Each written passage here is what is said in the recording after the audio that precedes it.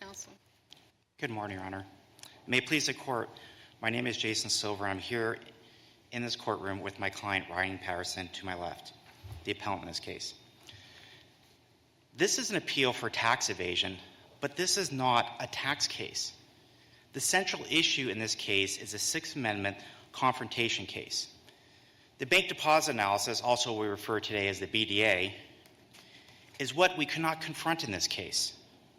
Unfortunately, we are here today because the IRS's cooperating revenue agent, Deborah Steele, did not save her analysis because she didn't have enough memory on her computer. She forgot.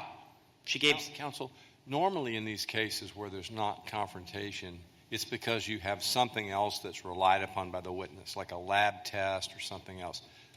You're complaining about her own notes, correct? And you had the opportunity to cross-examine her for a day or so, it looked like. Right. We had the opportunity to ask her questions. Unfortunately, we needed to ask her questions about her analysis. The analysis was the crux of the government's case. The government chose an indirect method of proof here.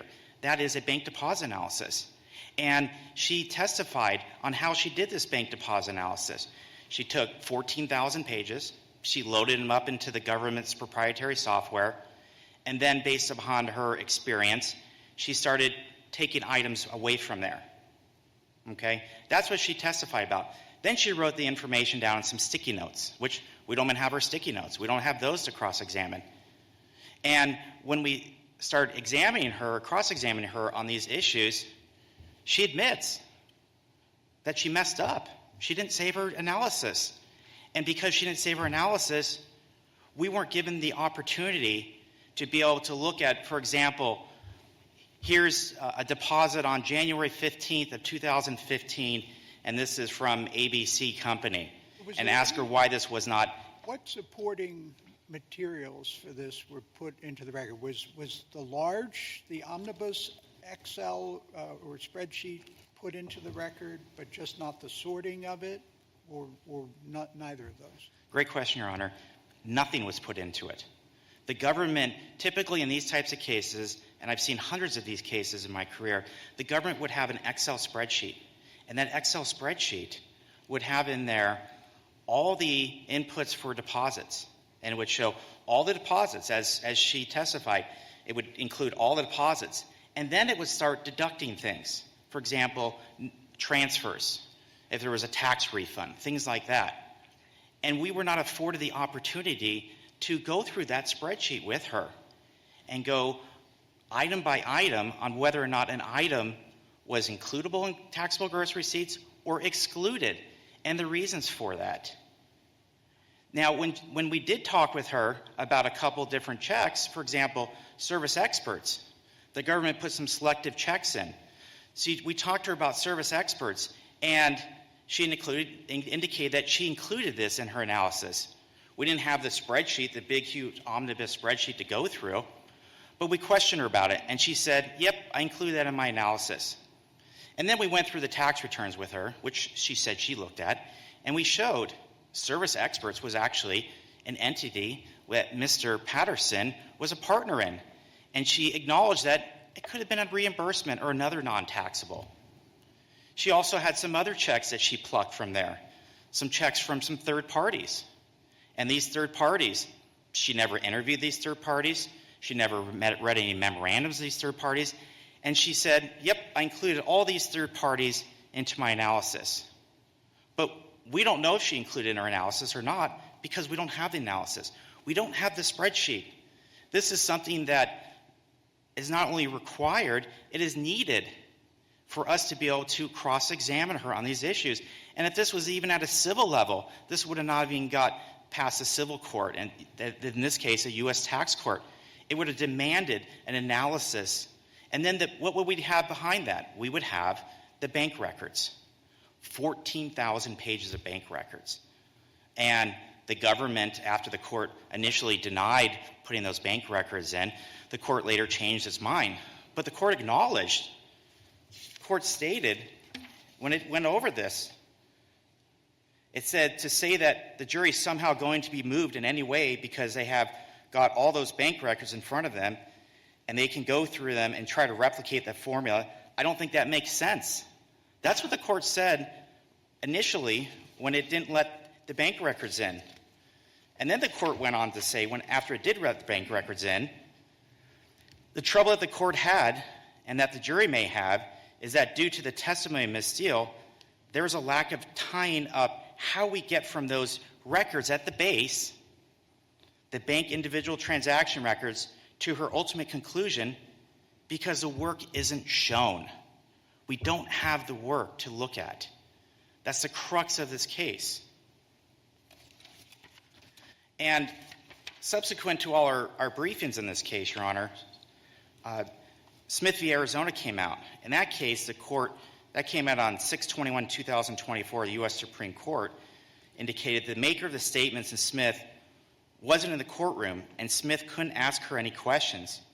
Here, we couldn't ask any questions of the bank deposit analysis, any questions at all. We functionally have the same thing that the court had in Smith, which is here in Arizona case, and the court overruled the lower courts in that matter.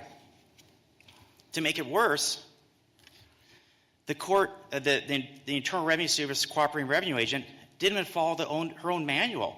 Not only her own manual, but what has been promulgated through case law. There's no statute that says how you have to do a bank deposit analysis. The government has their Internal Revenue Manual. It lays out how you need to do it. The first thing you have to do in a bank deposit analysis, very, very important, cash on hand. And why is cash on hand so important? Well, it's the starting point. The case law has indicated such. The government's manual indicates that it's important because the defendant may have a cash hoard. Didn't the government explain its position on why it thought that was not material? You're right. They indicated that they said it was de minimis. But how do we know it was de minimis? What is de minimis? They didn't quantify what de minimis was. We don't even know whether or not any of those cash deposits were included in a bank deposit analysis or excluded. We just don't know. The detail of the bank deposit analysis wasn't provided by the government, as we indicated before. The big omnibus spreadsheet wasn't provided. But the government makes a huge deal in the case about cash. They put on Ms. Durand, who started working towards the end of 2015. Subsequent to her, one of the superintendents, Mr. Lawson, and they talked about cash. I mean, there's a big, huge description about it. But yet, on the other hand, the government says cash is de minimis, it's not important. Well, that's not what the courts have said. The courts have said, as we put in our briefings, cash on hand is the starting point for each and every year. You have to look at cash. Now, Judge Collins earlier today on the first hearing was talking about the court in that case making some kind of oral findings, and that there was a rule that says maybe it can't be oral findings. Well, the lower court talked about maybe an oral bank deposit analysis here.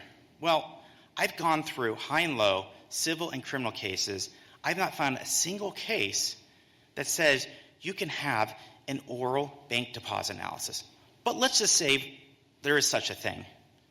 Just for sake of argument, let's do a hypothetical. Well, what would be an oral bank deposit analysis?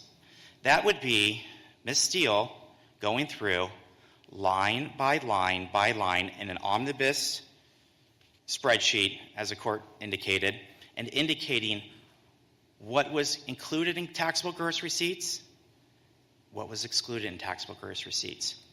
So even if you could have an oral bank deposit analysis, that analysis was not even done in this case.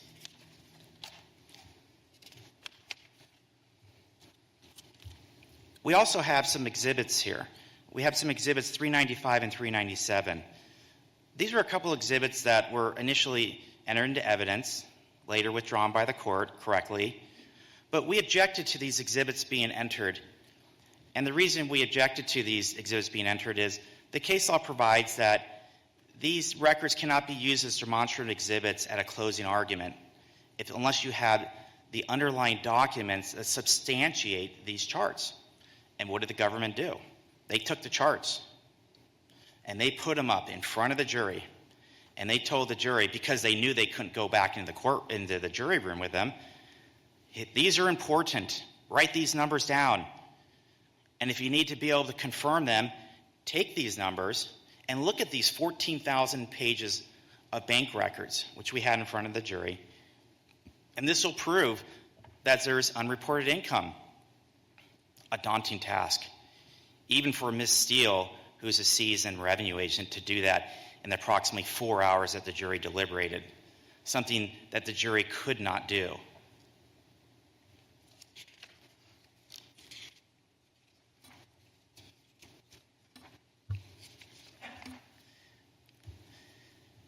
The government then makes some arguments in this case. Well, you could have brought forth Ms. Steele and you could have examined or cross-examined her on the special agent's report or the appendices to the special agent's report. Or you could have brought forth the IRS special agent, Jake Pennell, and you could have questioned him on that because you made a TUI request to have him as a witness. Your Honors, that's not our burden of proof. That's the government's burden of proof. It was incumbent upon them to put forth the witnesses they thought. They could have taken on redirect, they could have taken Ms. Steele, and they could have attempted to put a special agent's report into evidence. It's not in evidence. Or the appendices in evidence. Those are also not evidence. It could have done this with Mr. Jake Pennell, the special agent. They also didn't do that.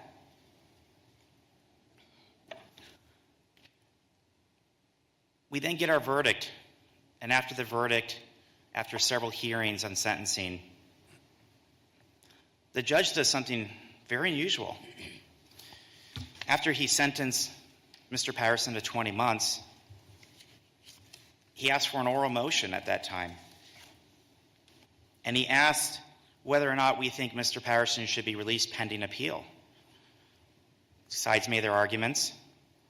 And under 18 U.S.C. 3143B, which the second part of it says that the appeal can't be done for delay, and it raises substantial questions of law or fact likely to result in reversal, order of a new trial, a reduced sentence, or no sentence at all.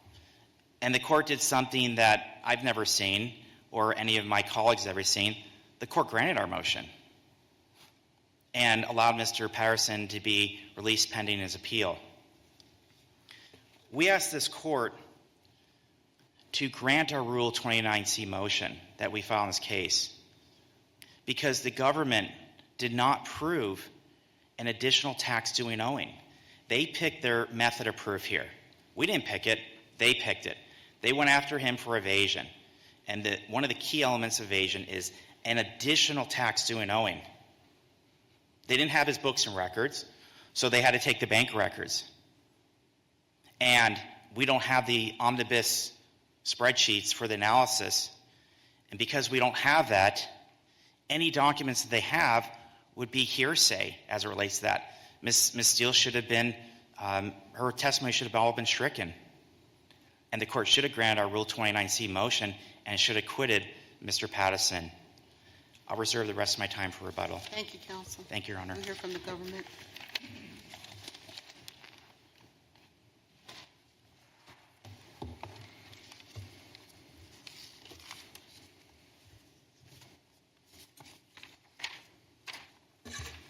Good morning, Your Honors. May it please the Court, Aaron Ketchel for the United States. There are a number of issues conflated here, so I'd like to try and distill them a little bit from appellant's opening argument. The primary argument made here is a sufficiency of evidence argument. This is something that the court reviews de novo, and I think there's a fairly straightforward approach that the court can use here, because the court evaluates all the evidence that was admitted at trial and could be considered by the jury. Counsel, opposing counsel says that there was no evidence admitted into the record that showed the agent's work. What's your response? Very straightforward, Your Honor. First, let me even set aside her testimony about her analysis, which I will submit is supported by the case law. Defense argues that once Exhibit 397, which is at 9 ER 1843, was excluded, there was no evidence. Defendant admitted the exact same evidence. That is at SER 84. And if the court compares... That was determined to be demonstrative evidence, ultimately? No, Your Honor. No, under cross-examination, and this was done at 6 ER 1099, under cross-examination of Ms. Steele, the defendant admitted a 4549 report. This is at SER 84. And if you compare... Was that prepared by her? Yes, it was, as an official IRS tax document showing tax due and owing.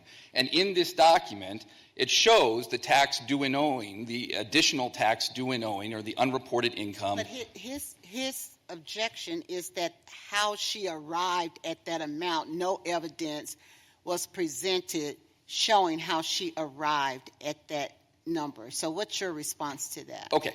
So I think that's a slightly different argument, Your Honor, because I don't think it's sufficiency of evidence.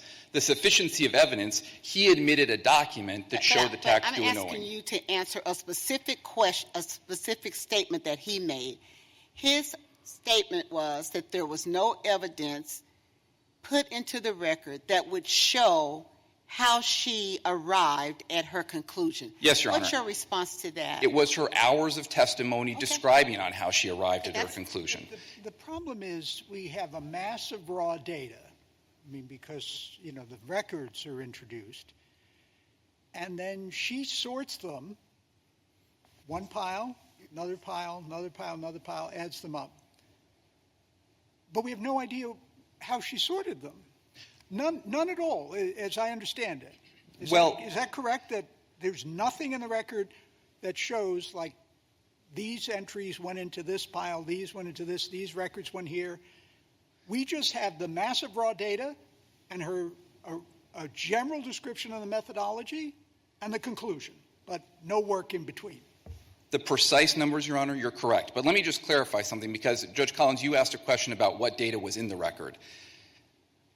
There were two steps done. As Your Honor pointed out, the raw bank data was ingested into an Excel platform, which then Ms. Steele testified she sorted into income deposits and non-income deposits. And that sorting is not in the record? Correct. The sorting sheet is not in the record. Would the tax court accept this in a civil case? Take my word for it, I sorted it, here it is? Well, 2 points, Your Honor. One, as a legal standard, I think this meets the legal standard that was set forth in the BDA cases from this court, including Solware, Shields, Stone. Solware, for example, was... Those are also no show your work cases? All of those cases refer to testimony alone. There is no case law that says that a summary agent has to reduce their intermediate steps. Doesn't this put, it puts the whole trial into a take the agent's word for it. The jury has no ability to independently assess the facts. It's just, agent sounded good, I guess that's it. There's no independent ability to weigh this. A few points on this, Your Honor, if I may. Unless they're supposed to go through the massive financial records themselves? No, I think they could. Part of the examination is, and this was extensive examination, both on direct and cross, on her methodology and what categories she looked at. This is also not a complex calculation, and defense said to the jury in opening... That's why it's kind of incredible that she doesn't save the work. It's not that hard to mark in an Excel sheet particular entries and then have them sorted out. It's not that hard to do, and it wasn't done, and then it becomes a take my word for a trial. Well, Your Honor, part of the reason why this is really a red herring is because the work was done, and the defense had all of the work. That was in the special agent report. There were two kind of processes done in parallel. There was a special agent report that contained 50 schedules, and Ms. Steele testified that she worked on the 50 schedules, and she admitted and she described the work that she did with the case agent on the 50 schedules, all of which were included in the special agent report and detailed in the precise detail that Your Honor is asking about. And the reason we know that is because the defendant's own expert stated just that. And that is in his report, which we submitted as part of the PSR submission. So if you had the sorting analysis done, why didn't it go into evidence in in the record of this case. Well, Your Honor. The jury would see how the numbers were actually derived. Right, but the cross-examination was, part of the cross-examination here is looking at what non-income deposits there can be. And in certain cases, that can be a complex question. There could be a lot of cash generation which is deposited, and you have to explain why the cash that was deposited was not previously cash on hand that was non-income deposits. There could be complex loan transactions, like in the Morse case. There can be complexity to this, but this is not that case. What Ms. Steele testified to, categorically, she saw no gifts. She said that categorically. Categorically, she saw no inheritances. She saw de minimis cash deposits. There was testimony about cash, but that was cash collected from customers and used to pay off contractors, never deposited. So that is not inconsistent with her testimony that she saw de minimis cash deposits. She also said she saw very few loans, and that she testified about what those loans were. Those were loans that the defendant used to buy a home in 2016 despite reporting negative income that year. So she testified, and all of those things could have been tested on cross-examination. Defense counsel asked her under cross-examination, didn't you see a high number of inter-account bank transfers? She said yes. So her methodology could be tested. And what you see in all of these cases, Solware, Shields, Solware is a good example. In Solware, the agent who testified was not even the agent who did the work. This was a second agent who came in and talked about the work done by another agent, and they used summary charts. And in Solware, and in most of these cases, the court recognized that the records were incomplete. And what the court has said repeatedly is that the precise amount of tax loss is irrelevant. That is not the question. The question is whether the government, or whether the investigation has sufficiently and adequately, was sufficient to adequately support an inference that the unexplained excess in receipts was attributable to taxable income.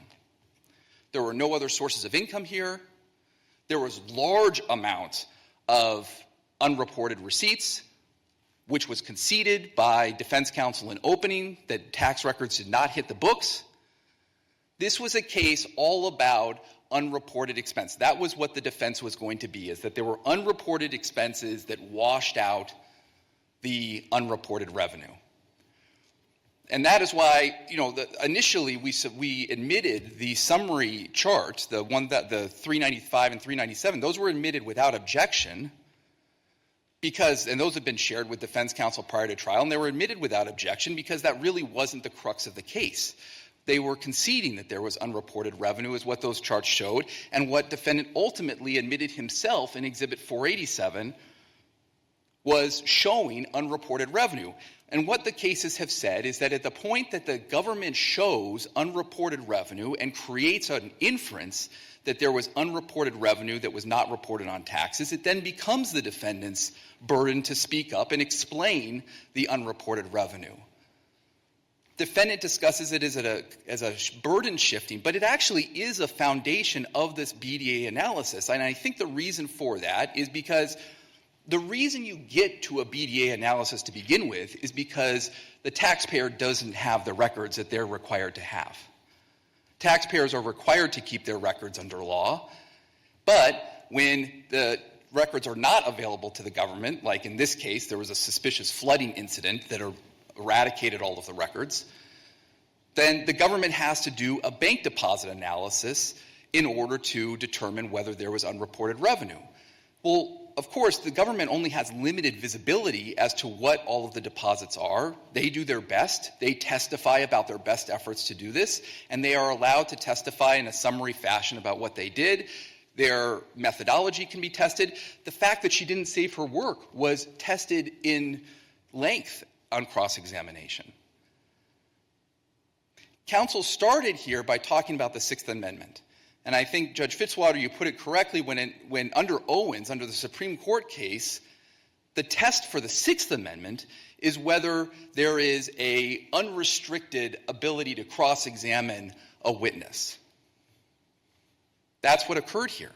There was no restrictions placed on their ability to cross-examine Ms. Steele. They made great hay about the fact that she did not save her work and in parts of her methodology, and they also made great hay about the fact that she did not account for unreported expenses, which she had conceded she did not. She took defendant's word based on the expenses that he reported in his own return. And so the Sixth Amendment was satisfied under Owens. Under Owens, the case was a witness who said that they could not recall a hearsay statement that they made out of court. They had made an ID out-of-court statement, which is hearsay. And at trial, the witness said they could not recall having made that statement. That's pretty critical evidence. And yet, under Owens, the Supreme Court said that is not violative of the Sixth Amendment because counsel had an opportunity to cross-examine and point out those issues. In this case, the district court made a finding that the defendant had an opportunity to cross-examine Ms. Steele about the warts, as he put it, in the bank deposit analysis. But there is no legal standard that requires the government to reduce its intermediate steps in a bank deposit analysis to writing. That is not what the case law says. And what the courts have repeatedly said is that— a case that specifically says you don't have to do that?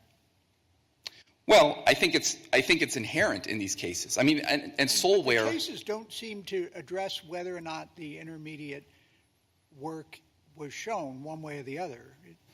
Well, they refer to the testimony. I mean, that is the testimony. I mean, it could be that, from all you can tell from reading the facts as described, it could be that it was there, and then there was testimony about it. It's possible, Your Honor, but in Solware, there was actually one of the issues in Solware was about demonstrative charts that were used. So these are demonstrative summary charts, as similar here, where the court discussed the propriety of the demonstrative summary charts and how they were used. So that suggests further to me that there was not— When you say Solware, do you mean there's a Bullware you cite and a Solard? I'm sorry, Your Honor. Solard. It's Solard. Yes, I'm sorry. I'm sorry. I was confusing the two names. Yes, Solard, Your Honor. And so in Solard, not only was it a secondary person testifying who did not do the work themselves, but they also were discussing demonstrative summary exhibits that were not admitted pursuant to 1006. But again, I think if it's a sufficiency of evidence argument, Your Honor, I think all you have to look at is Exhibit 487. Exhibit 487 went back to the jury, admitted by the defendant, and showed Ms. Steele's conclusions that there was unreported revenue. If it's a question of whether there was a Sixth Amendment violation, I think under Owens we see that there's no Sixth Amendment violation. If it's a question about whether Ms. Steele's testimony should have been admitted as lay opinion testimony, despite not having saved her work, I think that's a distinct analysis, one that would be looked at for either plain error or abuse of discretion, depending on if it was preserved.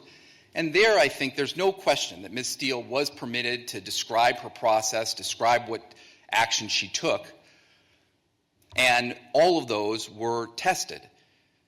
And I would just point the court back to the defense expert's submission in his written report, where he said the BDA is presented in the government SAR. That's his report at 2.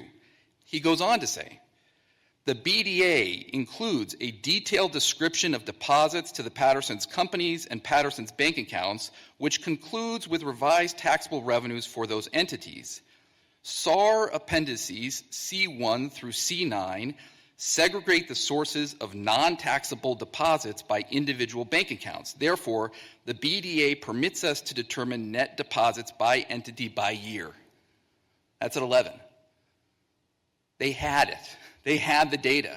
They had detailed schedules that showed them all of this.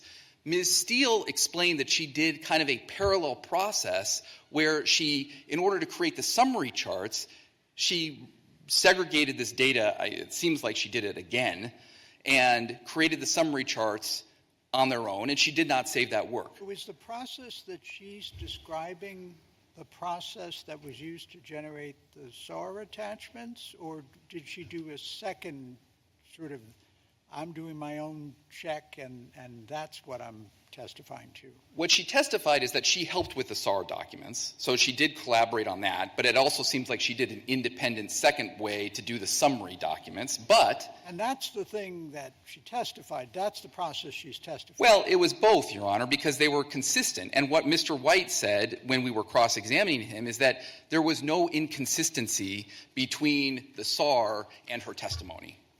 There has never been a showing that any of her analysis is inaccurate in any material way. The experts testified that he spent 600 hours reviewing these files and wrote an 833-page report. There is no indication that any of Ms. Steele's work is inaccurate in any material respect. And the case law makes clear that the precise amount of loss is irrelevant. It's whether there was an inference that there was unreported tax revenue or taxable income, and that was clearly established.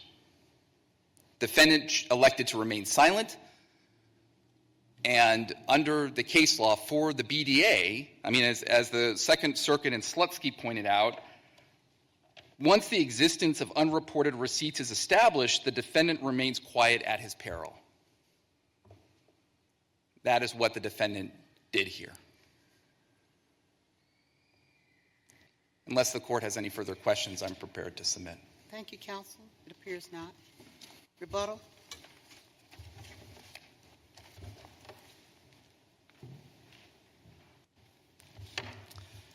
Thank you, Your Honor. I think the court hit it right in the head. We are going from A to C. Here are the bank records. Here's the final result. We don't have the middle. We don't have B. Mr. Ketchel talks about that Ms. Steele had the ability and worked with the special agent in putting together all these charts and everything else. Well, I think it's really interesting that some of the first questions we asked her regarding this analysis, if you look at Exhibit 56, which isn't in evidence, we asked her, do you recognize this document? No. Did you prepare this document? No. Do you know who prepared this document? No. This was the bank deposit analysis. This was just a schedule that the government had that was attached to their special agency report. It wasn't admitted in evidence. She didn't help create these SAR documents. She didn't do that. She didn't create any of these SAR documents. That is the special agency report. She prepared an analysis. She wrote some numbers down in some sticky notes, but she didn't save it. The government does that at their own peril. I think Judge Collins indicated even in a civil case, this wouldn't even get past first base. The tax court would have kicked this case out and would have found for the taxpayer. The government cites to the 4549 of the IRS. The document was put in evidence. It's just a calculation. It's a summary number. It's nothing. It's not the analysis. The government says this is not a complex case. Well, is it or isn't it? We don't know because we don't have the analysis. The government never provided it to us. He says she talks about, well, she didn't include loans. She didn't include this. She didn't include that. We don't know. No analysis provided by the government, so we don't know if it was included. Counsel, what's our standard of review? De novo.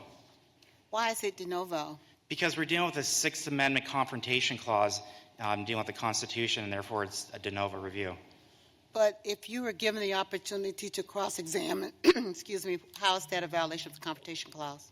I'm sorry, I didn't quite understand the question. If you were afforded an opportunity to cross-examine thoroughly the witness, why is there a violation of the confrontation clause?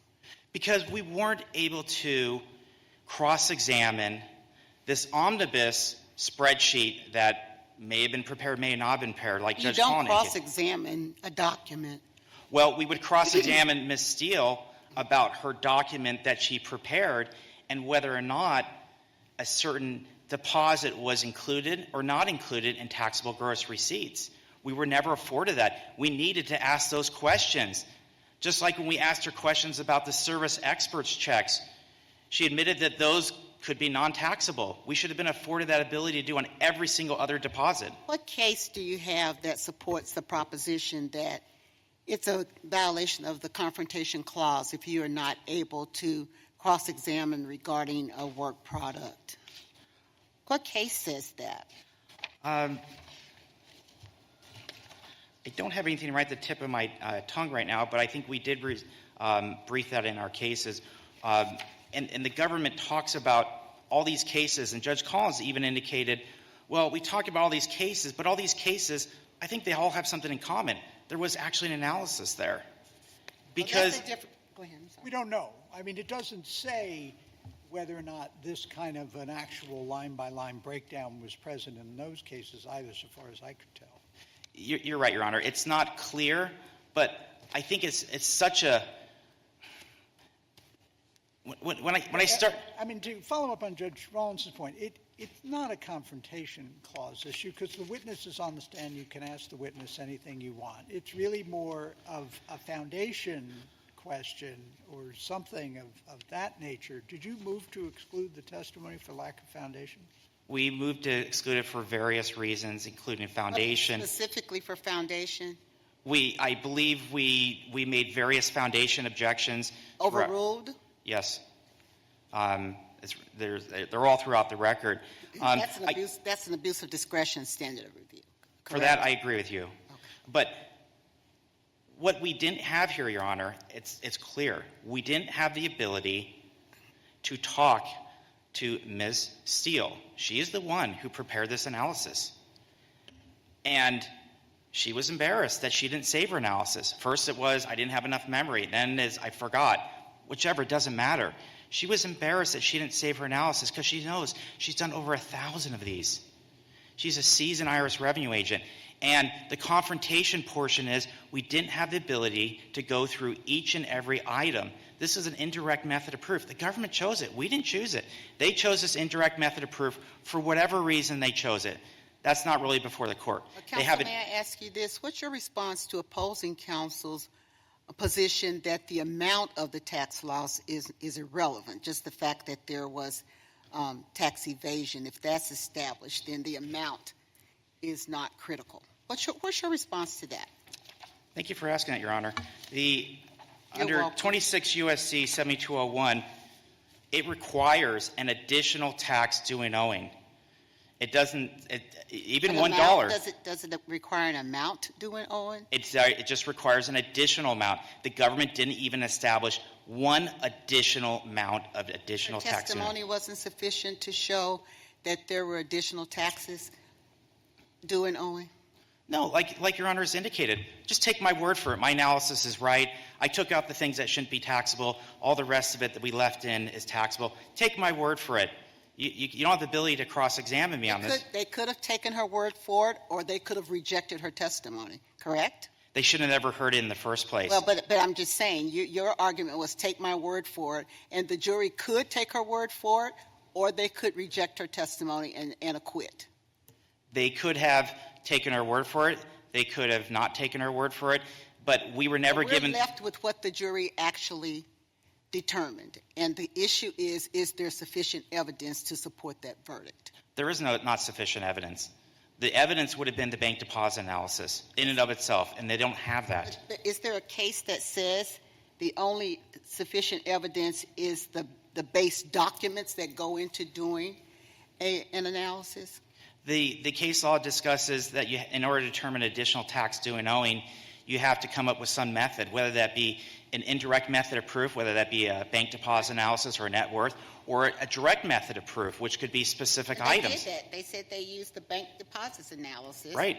And so is there a case, and I'm back to the fact that I don't think there's a case that says all of the work that goes into that analysis has to be put into evidence for that analysis to be presented to the jury. There was no evidence that was put into the record in this case on what the bank... Her testimony is evidence. Well, her testimony is hearsay. The bank deposit analysis... Not hearsay. She said what she did. Well, she said what she did generally. She said, I took the 14,000 pages, I put it into our proprietary software. Hearsay, was the business record exception used to admit it? To admit the bank records? Source document. I believe, I don't recall exactly what the court said as far as admitting it, But I can check the record. okay, so the court admitted the bank records, but the bank records are just raw data. Okay, without the analysis, taking the raw data and based on her knowledge, we have to take the raw data, and then she indicated based on what she did is she started doing deductions, but we don't know what those deductions are. We understand your argument, counsel. Could you sum up, please? Okay, thank you, Your Honor. So, unfortunately, we live in a society where the public fears the IRS. And if you allow the IRS, in this case, which is the agency that did an investigation here, to go and bring forth somebody for criminal indictment and not have to show their work, just take my word for it. All these numbers are good. These are all really good numbers. I did a lot of work. But you can't examine or cross-examine on any of this. That would have a chilling effect. But you made this argument to the jury, right? That they shouldn't believe her because the work wasn't shown. You made that argument to the jury? That's one of the arguments we made. Okay. All right. Thank you, counsel. Thank you, Your Honor. to both counsel. The case just argued is submitted for decision by the court. That completes our calendar for the day and for the week. We are adjourned.